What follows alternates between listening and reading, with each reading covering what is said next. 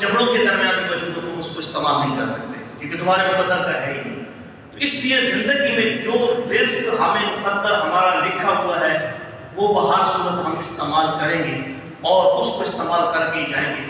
انسان کا رزق تین طرح کا ہے، ایک رزق وہ ہے جو وہ خود کھاتا ہے، ایک رزق وہ ہے جو وہ استعمال کرتا ہے، وہ پہنتا ہے، تیسرا اس کی سہولیات کے لیے جو اس کا گھر ہے۔ اب انسان جب اس دنیا سے گیا اس کا جو ہے وہ رزق ختم ہو گیا، اب اس کی وراثت کرتے میں بٹ گئی۔ یہ دوست اس نے اس کا ساتھ جتنا دینا تھا وہ تعلق توڑ دیا، بلکہ یہ دوست بھی کام آ سکتا ہے اگر ہم سمجھے تو۔ میرے حضور نے ارشاد فرمایا کہ انسان جو صدقہ خیرات کر دیتا ہے، اللہ کے راستے میں دے دیتا ہے، حقیقی مال اس کو یہی نفع دیتا ہے۔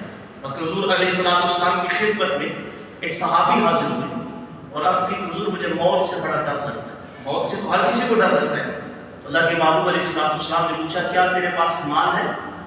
عرض کی جی حضور میرے پاس مال ہے۔ تو میرے حضور نے ارشاد فرمایا تیرا مال دنیا میں موجود ہے اس لیے تیرا یہاں پہ دل کرتا ہے کہ تو رہے، تیرا مال جب آخرت کے لیے اللہ کی بارگاہ میں پیش کر دے گا تو پھر تیرا مال جہاں پر تیرا وہاں جانے کو جی کرے گا۔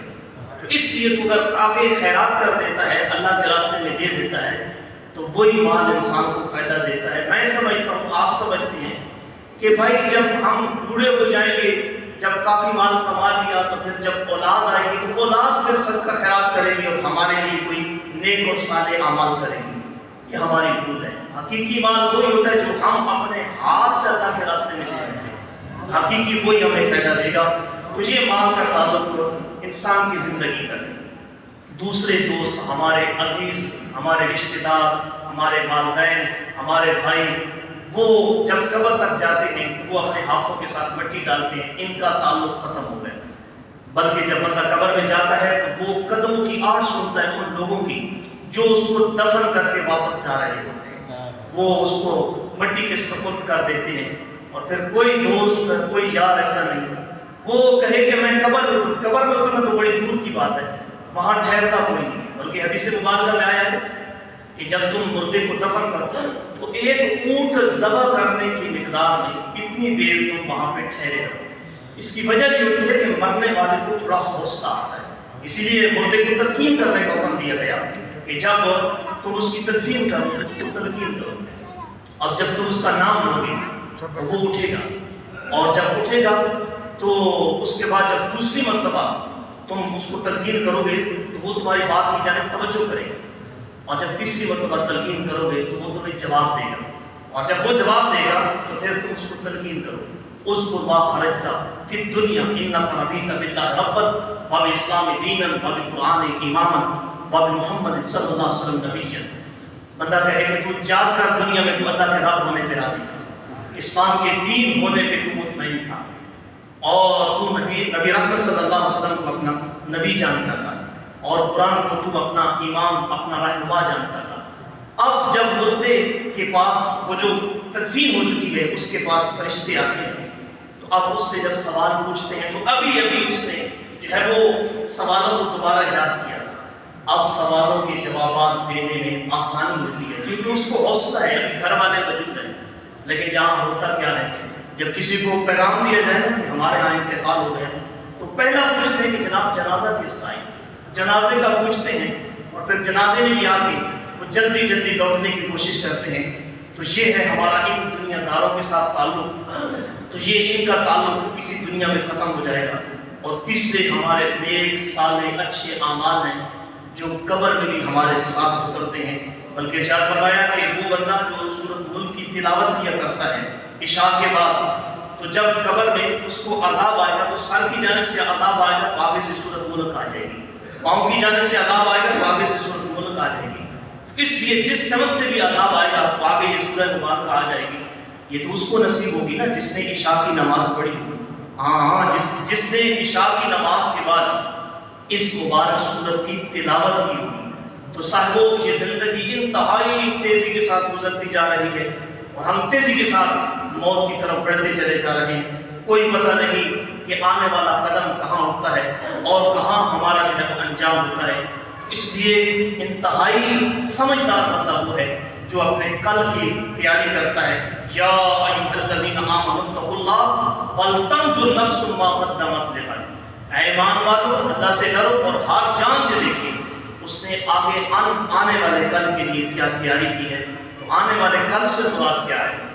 وہ ہماری قبر کی زندگی، ہماری آخرت کی زندگی ہے۔ دنیاوی زندگی بھی آسودگیوں کے ساتھ گزارو، ایسا نہ ہو کہ بندہ دنیا میں پھنستا رہے، بلکہ دنیاوی زندگی میں انسان کوشش کرے، محنت کرے، جس کے حالات لے کے آئے تاکہ اس کی دنیاوی زندگی خوبصورت گزرے۔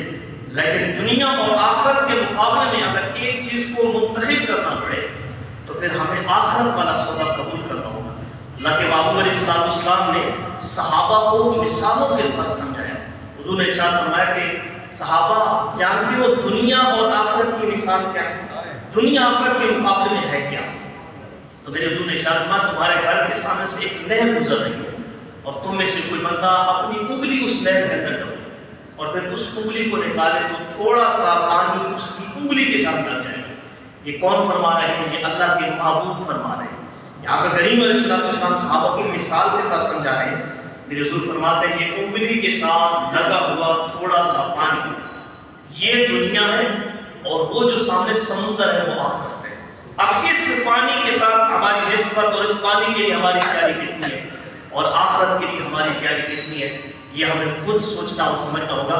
بلکہ حضور علیہ السلام ایک جگہ سے گزر رہے تھے اور آقا کریم علیہ السلام نے ایک بکری کا مرا ہوا بچہ یا بھیڑ کا مرا ہوا بچہ دیکھا تو میرے حضور نے ارشاد فرمایا صحابہ تم میں سے ہے کوئی بندہ جو اس کو 1 دینار میں یا 1 درہم میں خریدے؟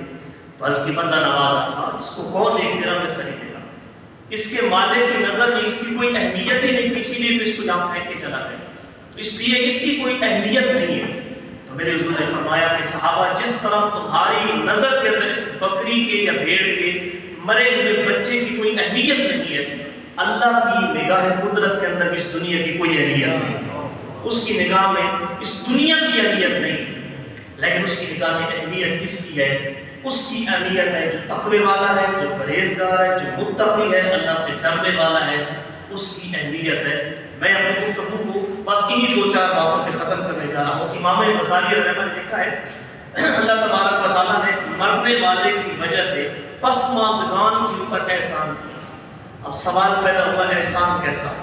جس کا بھائی چلا گیا وہ تو جو ہے وہ غم میں مبتلا ہے، جس کا جوان بیٹا چلا گیا باپ تو دکھی ہے، باپ تو دکھوں میں مبتلا ہے، جس کا بیٹا چلا گیا تو ماں تو دکھوں میں مبتلا ہے، جس کا بھائی چلا گیا بہن دکھوں میں مبتلا ہے، جس کا شوہر چلا گیا بیوی دکھوں میں مبتلا ہے، جس کا باپ چلا گیا بیٹا دکھوں میں مبتلا ہے۔ احسان کیسا؟